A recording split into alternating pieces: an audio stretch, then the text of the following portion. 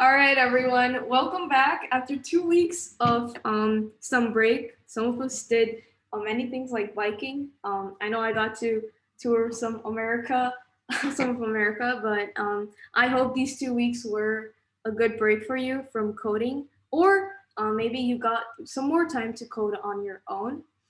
Um, but yeah, it is time to get back to Tech Bytes, and we will start with web development all day. So, problem each day. Here's Rayan. He left a note for you guys. See you guys back tomorrow. He'll be coming tomorrow. Yay! Looking forward. But yeah, and then here, this is me. Just to flex on you guys, I put a picture of me at SpaceX. But Flexing the Falcon 9. yeah. All right. So today's agenda, just to share the plan for August with you, we're going to continue our would you rather question of the day. And then finally, we're going to get a problem of the day, whiteboard it, and then finally solve it. All right. So for the plan of August, we will be finishing off all three sessions, all three parts of Tech Bytes, Web Development Bell Day, MIT App Inventor, and Web Project Development in the next 2 weeks. So it's this week and next week. And then the summer sessions for Tech Bytes are done. And I will never see you guys ever again. I'm joking. I will definitely see you guys, but maybe a little more seldom. But Lobney, will there be sessions while school starts or no? There can be. I am not, because both Rand and I will go to college. We'll try to get someone else to continue these sessions. We are working on it, especially Joe, but yes, we'll let you know. Okay, let's see the chat. Oh no. Okay, well, let's do the would you rather. All right, so today's would you rather is, would you rather be able to travel everywhere in the world, no cost, or live in one city for your whole life, and all expenses are Be able to travel. Wait, can you repeat the second one? I don't understand the second one. So you live in one city for your whole life, but you can buy anything and everything you want. I want to be traveled everywhere in the world. Nope, I'm Hey, sticking Lobney. with one city. One city is good enough for me. Hey, Lobney, does the city have to be on the planet Earth? Ah, yes. Oh, come on. Then I'd be with a.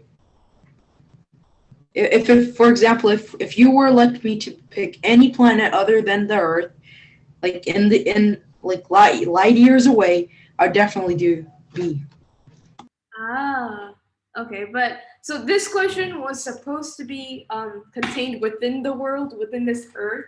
But now that you do speak about it, I do agree. Like traveling anywhere and everywhere, like in the galaxy, does sound way more exciting. But then again, it has its own consequences. Like health-wise, you may be like 100 years old by the time you do reach there. What if there's a light, let's say there's a light speed rocket or something? And Chase, that's a Rickroll. Yes, no, you think we would click on a YouTube link when you say this is why it won't work? No, Chase. No, it won't. That explains why it won't work.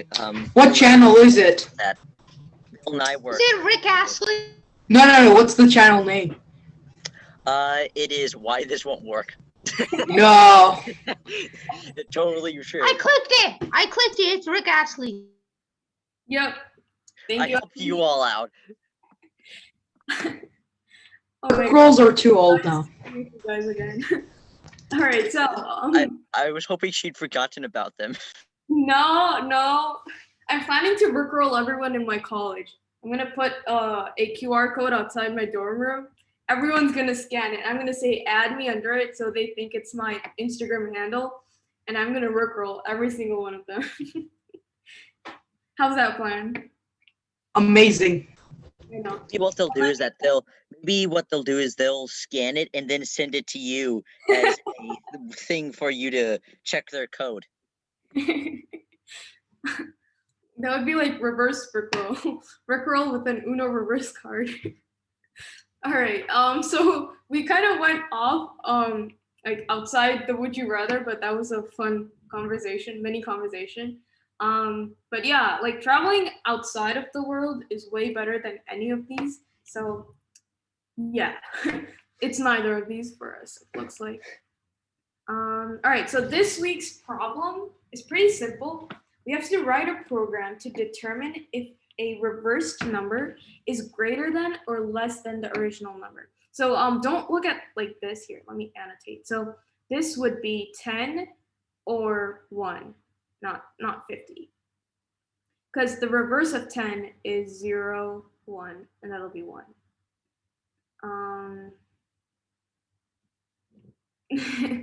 All right, see, annotation always trips me. Okay, yeah.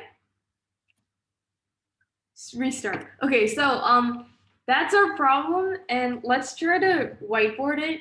Try to like understand the logic like we've always done, and then we'll go ahead and start coding.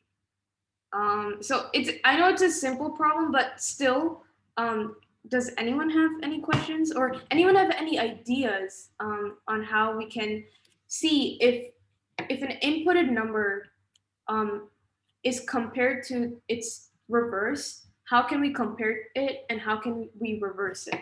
Actually, before we do, let me stop annotating. Okay, go ahead. If no need to share if you don't know, but if you guys have any ideas, just throw them out. I think we should call the reverse number the reverse Rickroll. All right, we'll do that. But any actual logic? If not, then the next slide basically has some instructions, and then we'll whiteboard the rest of the logic out. Maybe you just swap like the digits, like somehow you do that in code. So there's not a single function to do that, but something that we can do is use something. Actually, I'll just tell you. You guys tell me which one. We'll use a loop, but which loop should we use to iterate through? Because we will turn this 10 into a string first. A for loop? We'll use a for loop to reverse it. And then finally, we're going to turn both into a number and then compare them. That's the overall gist of it. Let's go ahead and see what we'll be using for it. So as I said, we're going to turn everything into a string to reverse it. So we'll be using strings as our variables. Finally, we're going to use a function to hold all of the code, because today we're going to use a little bit of HTML to get the input in. And we're going to have to call the function in JavaScript through the button in HTML.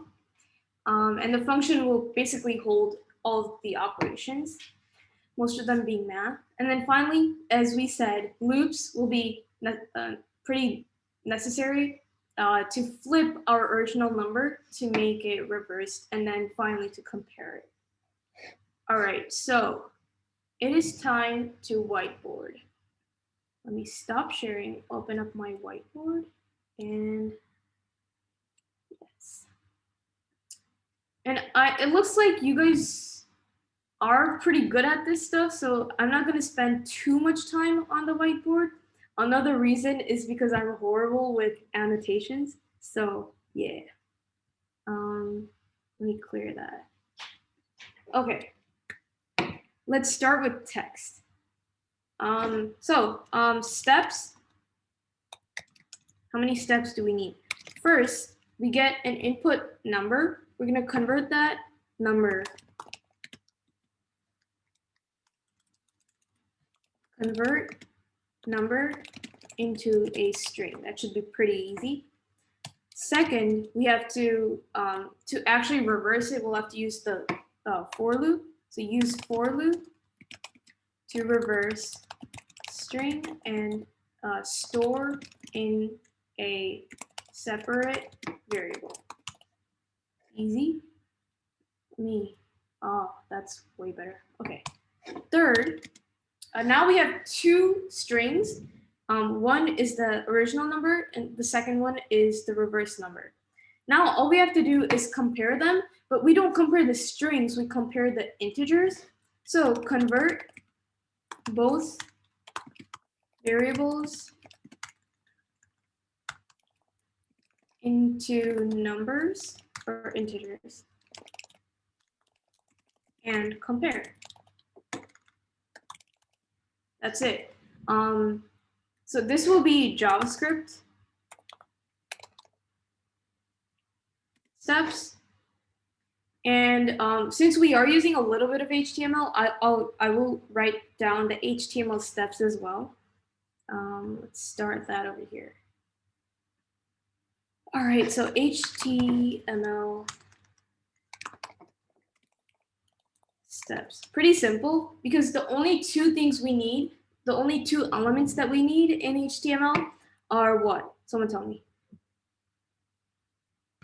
A button. All right, we got one.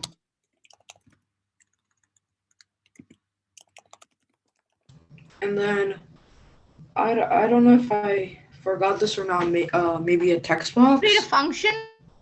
Yeah, so in like on click. Actually, yeah, that's a great idea.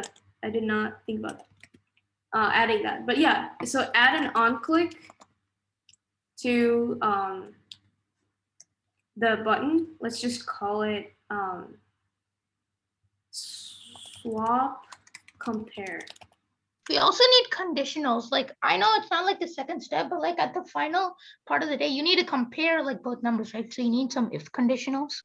Yes, perfect. That would come over here in the purple in JavaScript steps. Third step, where we said convert both variables into integers and that last word compare. But perfect. That was perfect. So we added a button, and inside that button we added an on click to add that function, connect that function with the button. But what else do we need in the HTML? So we're passing in an input number in the JavaScript, right? So where are we getting that from? It's not a set variable, it's what the user inputs.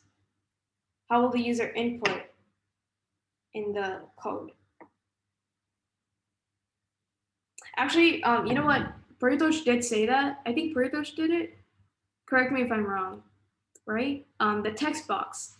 Or yeah, I did say that. I said, would that be a HTML or a JavaScript? Yeah, that would be HTML because that's something you will see on the screen. So like an input field. Okay. So add an input field, and to access that input field, something that we've been doing is document.getElementById. So what do we need to add to that input field in order to access it? And an ID. All right. Perfect. So those are the HTML steps, and I'll just add in something. Avnish, let us know over here. So this compare would be adding some conditionals. I just don't get how, like the part, how do you like reverse it? Yeah, and that is something, actually, let's just go over that. So let's take my name. Actually, no, let's take something simpler. Let's take code, right? Now code over here is a string. Let's put double quotations just so we can see the quotation marks. So code over here is a string. And the way strings work, a string is basically an array of characters. This first character is at index 0, 1, 2, and then 3.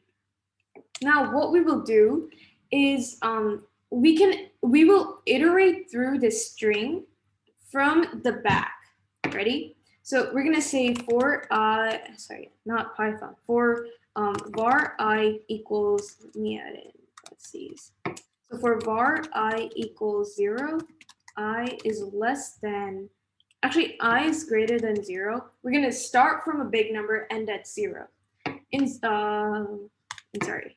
So I is equal to, let's name this string. Input string? Input str, let's name that. So this is the name of our variable. So what we're going to do is set our initial number to the length of this this string. So input str.length. And now instead of instead of starting at the length, so the length of this is 4, but the index of this last character is actually 3, because of course indices start with 0. So we're going to start with length -1. So we're going to start with the number 3. Let me just add some comments. Start at 3, and we want to end at this first character. So we're going to end at 0. So we're going to say var I is equal to input string.length -1 until I is greater than -1. And then basically, instead of I plus plus, something that we used to do in for loops, we're going to say I minus minus. And oh, that did not work out.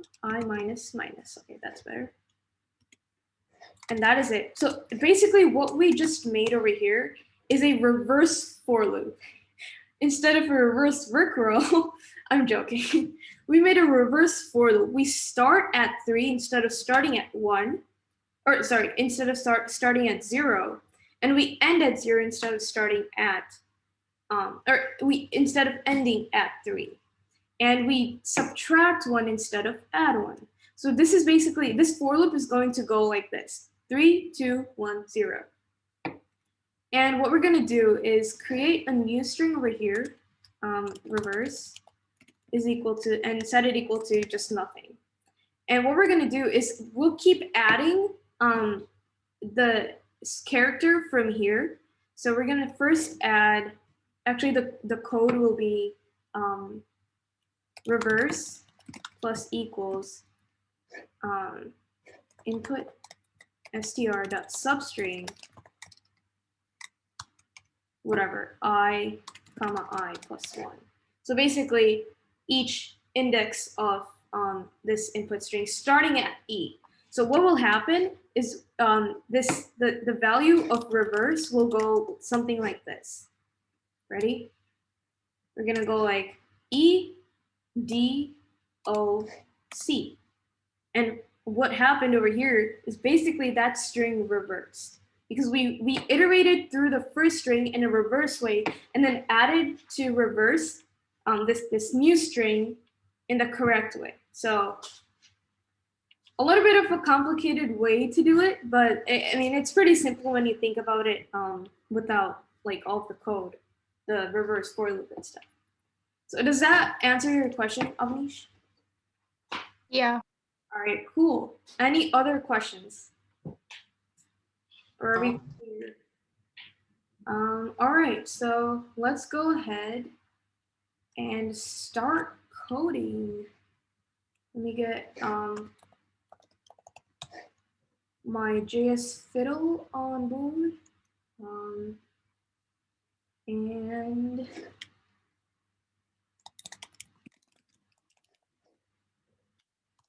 all right, let's share my screen.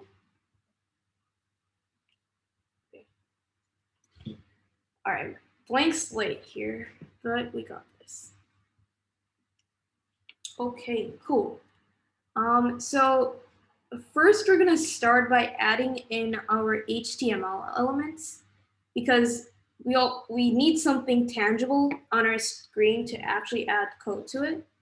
So one of the things that we want to add is a button. So the syntax of a button is this. We add a button, we add an onClick. OnClick equals, what did we name it? Swap compare. Swap compare with parentheses. And then we're gonna name this button compare. All right, so we added the button. Let's try to run this. Run this. Perfect. We got that button right over here. Now, the second thing that we want to add is an input. And this is what an input looks like. So input, that's it. That's it, my guys. Okay. Input, and then what did we add to input? We added an ID because we want to access the stuff that is inputted in this input element. So ID equals initial num. All right, perfect. Let's run this, and we have our input and our compare button. Perfect. Now we go to JavaScript. So what did we name our function in the HTML? We basically copy, and we say function that name swap compare, open parentheses, close parentheses, open braces, close braces. All right. Did you send the link in the chat? Oh, I'm sorry. I lost practice, guys. Yeah, definitely. Thanks for reminding me, Onish.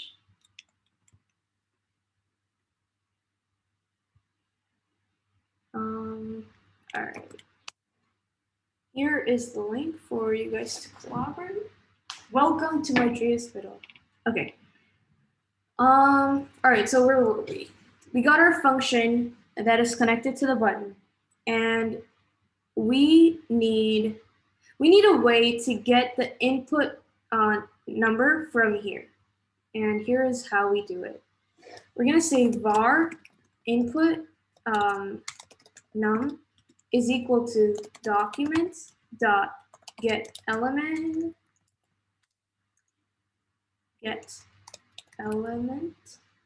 by ID.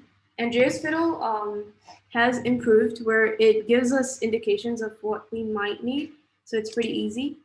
I'm just going to select that document.get element by ID dot. Technology is smart.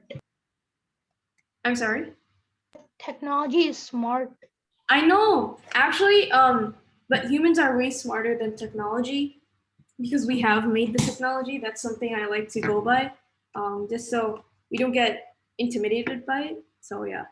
So technically, go ahead. Technically, we are smart. Yeah. Oh, get it? VR, virtual reality. Oh, and also because we created it, so that means we are also as smart. So technically, the computers are in second place. Yeah, definitely. It's just that people that are like new to it, it's like so impressive that they think that it's like an AI. Yeah, definitely. That is the correct mindset, according to me, according to Lottie. All right, so we're gonna input our ID. What do we name our input? Initial num. So we're gonna reference that input element, initial num, and then we're just gonna get the value. So we set, okay, so input num now has whatever number the person gave us, and let's just see if this code works. So let me console.log input num, and if I save, let's see, and if I put 23, and if I click compare, where's my console? Oh no. Where's my console? Okay, let me see.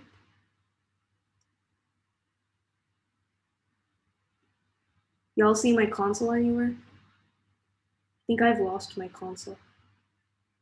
Oh no. Wait, let's see.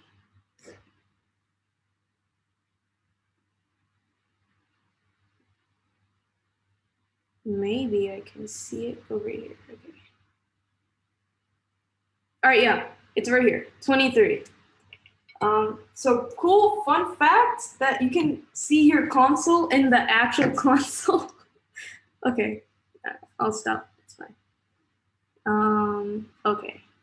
Compare once more and 23. There we go. All right, so our function works and our connection works. Now let's start reversing the string, and yeah. So right now we have our string. It is a number. Let's just make it a string.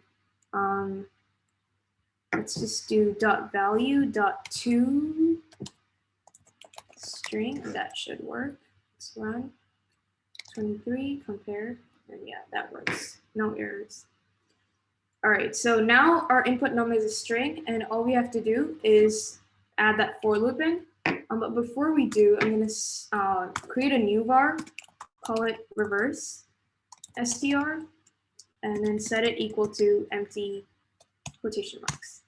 All right, so for var I equals, I'm gonna say input num, input num dot length -1. This is not cool. Okay, input num dot length -1, and then that's where we start. We want to end where? Until I is greater than -1, and then finally I minus minus.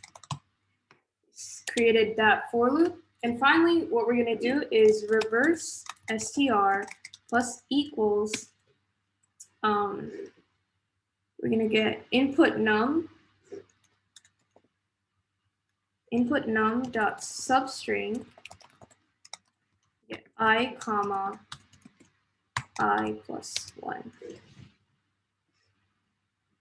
Okay, so we added that we add each character from the input num, starting from the last one, ending at the first one, and added to the reverse string from the first to the last. So that reverses the string. And let's just see if this works. Let's see if my alert works. Sometimes alert doesn't work on my Mac. I do not know why until now. I still need to debug that, but let's see if it will work right now. So 23, compare. Yes, alert does not work for some reason. All right, I got a chat, let's see.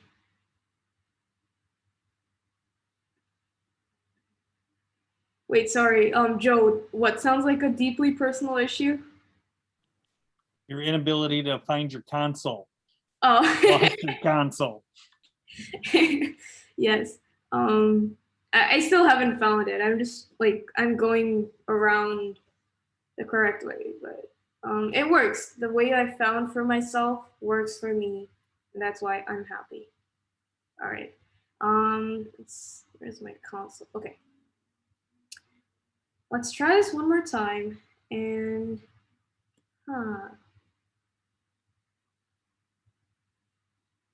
oh, I'm not even, okay. Console.log, reverse string. Now we compare. We save, and we compare, and we get 32. All right. So our code for reversing the string works because we put in 23 and we got a 32 back.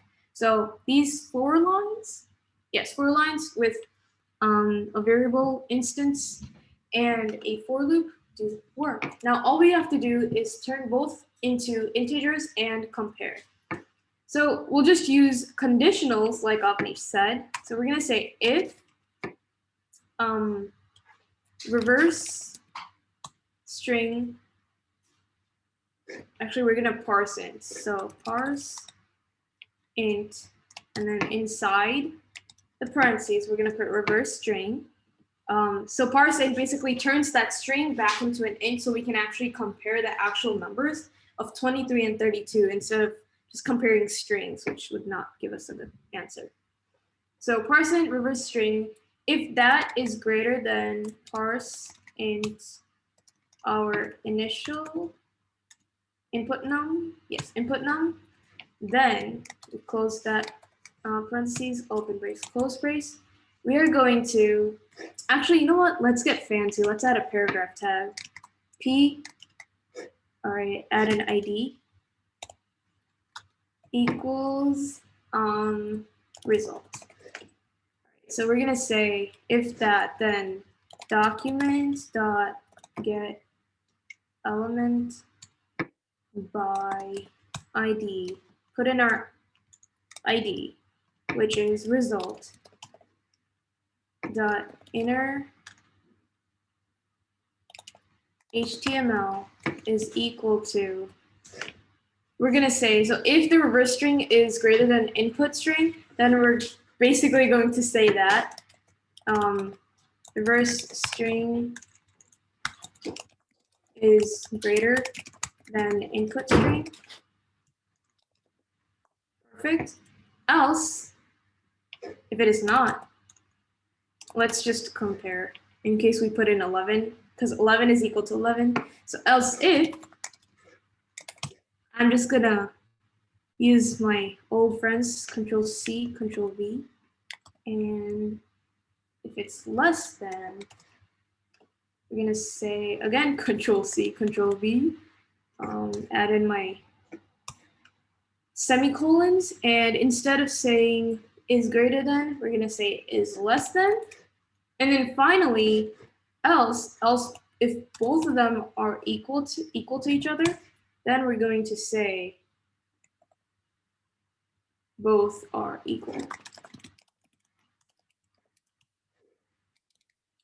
All right, so let's see if this works. If it does not, then we will debug.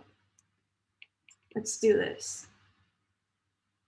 Do you guys see any errors in the code we did? I think it looks, No. all right. Let's save this, run. Let's do this. What number do we add? Let's add 67. Compare. Okay. Any other number you guys want to try? Because this worked because reverse. 64. I'm sorry? 64. All right, 64. So this should give us the opposite answer. Okay. Reverse string is less than input string. Now let's try 22. So technically 22 would give us both are equal, and it does. Yay. So yeah, that is the You code. put decimals. I'm sorry? Decimals. Oh my God. All right. So for decimals, if you think about it, how do we reverse these numbers? We turn them into strings, right? How would you turn decimal? Wait, maybe. Hold up. The only thing that I'd have to change over here is, you know how I parse int over here? I would have to parse float. And the reason is because a decimal would be a float, not an int. Integers are not do not have decimals. So let's try this. What do we want to do? 23.11. That should give us reverse is less. Okay, I see. Let's add a 1. Is greater. So the only thing that we needed to change was parse float, and we did it. Great idea, Manish. Anything else? Thank you. All right, other than that, that should be it for today. Let's see. Let's go through the slides. And yeah, that is it for today. Hey, Lobney, Yeah, if you don't mind, you could go back to the JS Fiddle. yep. Oh, I didn't need to stop sharing.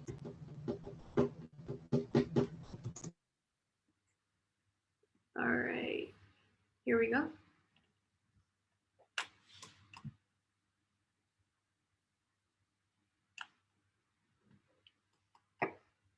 Thanks. Yep, no problem. Anyone else? All right. So that is it for today. I won't share my screen again because we're done with slides. But thanks everyone for coming. Thanks for listening to me one more time. Ryan will be back tomorrow and we'll have MIT App Adventure. So hope you guys are excited to code a lot because we need to finish that app in 2 weeks. So yeah, see you tomorrow. Bye. Bye. Yep, bye. Hi, theorist class.